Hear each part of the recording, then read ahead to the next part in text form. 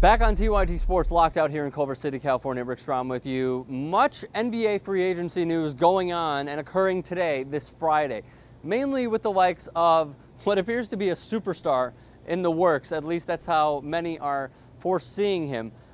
Jeremy Lin, you may have heard of him. Well, the Houston Rockets offered him a 4-year deal worth $28.8 million. Now, the New York Knicks, it appears, have agreed to sign that offer sheet that the Rockets offered him. Again, Adrian Wojnarowski has been on top of this since the start. According to him, year 1 is worth $5 million, year 2 $5.2, years 3 and 4, this is big, $9.3 million. Now Houston, they badly need a point guard. Kyle Lowry, who had a very good year this year, I truly think that he has reached his peak and his ceiling as a point guard with numbers like this year for the Rockets.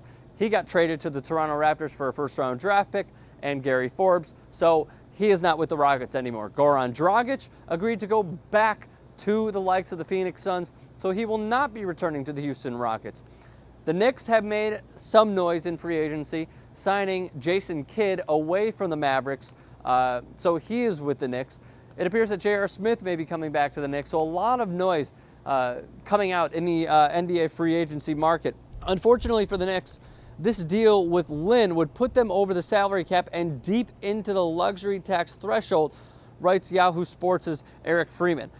He wrote, "What makes this time different is that the new CBA agreement institutes a repeater tax that forces regular offenders to pay $4.75 for every dollar they spend over $20 million past the initial tax threshold.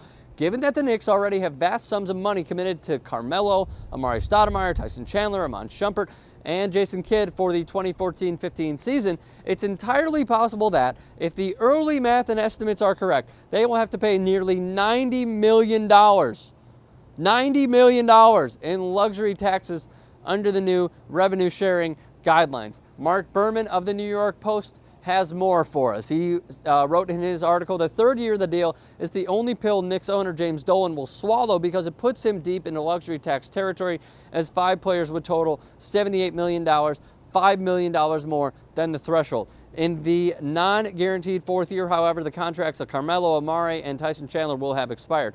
Now, what does Jeremy Lin bring? Well, you could say that he brings a ton of revenue, although his sales dropped when he was injured. Again, he only played a month professionally with the Knicks this year, in which he was clearly a standout.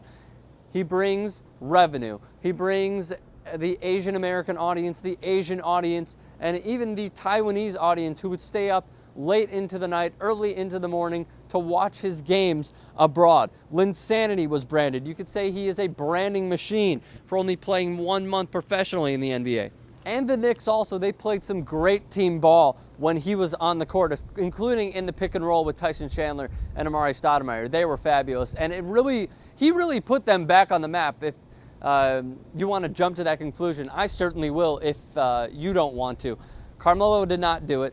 He had a good season, not a great season. Jeremy Lin put the Knicks back on the map, and imagine what they could have done, possibly not even having the 8th seed if he remained healthy.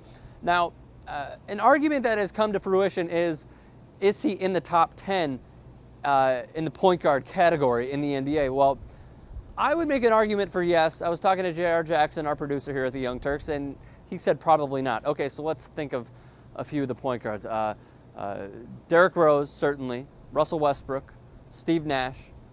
You could even say John Wall is in the top 10. Darren Williams. Tony Parker.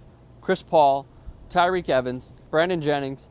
Ty Lawson. And then John Wall. You could maybe substitute Jeremy Lin for Brandon Jennings or for Ty Lawson. Firstly, I think Ty Lawson is a freaking baller. By the way, great basketball player. But you could maybe put him in the top 10. I would say, yeah, I mean, I could be persuaded to put him in the top 10. Right now, I see him as literally number 11.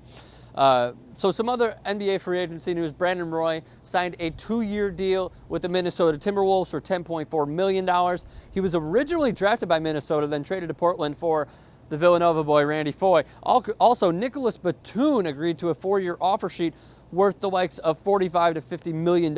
He's only 23 years old. Elton Brand, released by the 76ers, could join the Thunder under Ben Mankiewicz's theory, so kudos to Ben Mankiewicz if that happens. The 76ers signed Nick Young to a one-year deal. Spencer Hawes also agreed to stay with the team. The Mavs may be in the running for Ramon Sessions. The Clippers signed Jay Crossover, Jamal Crawford, somewhere from a 3 to 4 year deal and anywhere from $15.7 to $25 million, depending on which source you trust. And they also re-signed Chauncey Billups, one-year deal, $4.3 million. The Clippers passed on Ray Allen. Boston signed Jason Terry to a 3-year deal. Jameer Nelson stays with the Magic, and Michael Beasley to the Suns on a 3-year deal, along with Eric Gordon to the Suns. So the Suns are trying to beef up the roster. So you can let me know your thoughts on all this. You can tweet those at me, at Rick Strom. Best ones always get read on the air. And you could also follow me because it's Friday. Our Facebook page is in the description below. Leave your comments in the comment section below. And also, please do us a favor, guys. Thank you so much for getting us to 30,000. But please continue to help us build. Subscribe to TYT Sports.